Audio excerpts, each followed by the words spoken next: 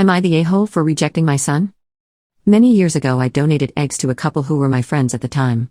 They had been struggling for a couple of years and the doctor said she was infertile. We signed paperwork and they had another woman to carry the pregnancy. The husband is the biological father. They had a son after 2 rounds of IVF. We stayed friends for a while and I saw them quite often. After a few years, I moved away to advance my career and we sort of lost touch. When the boy was about 14, they contacted me to ask for money.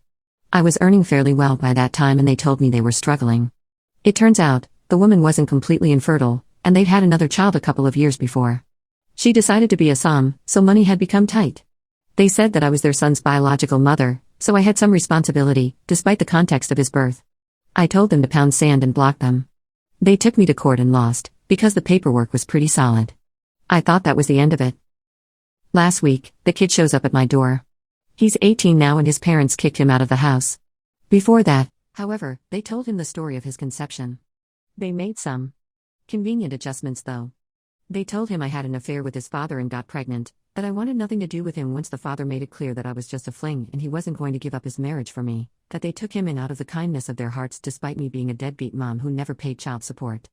Now his sister was growing up and they didn't have enough bedrooms, so they wanted him out of the house. They gave him my address and wished him well. To say I was dumbfounded is an understatement. Since he was insisting that I owed him for 18 years of abandonment, I decided to show him the egg donation agreement in the court papers. He started blasting his parents on social media and in their family group. They got back to me and called me an asshole for ruining their relationship with their son and their reputation. I told them they did that all by themselves. Now my mother is calling me an odd too, saying I should have taken the kid in, that he had nowhere to go, he ended up staying with relatives. The thing is, I'm child-free by choice, and my mother knows this.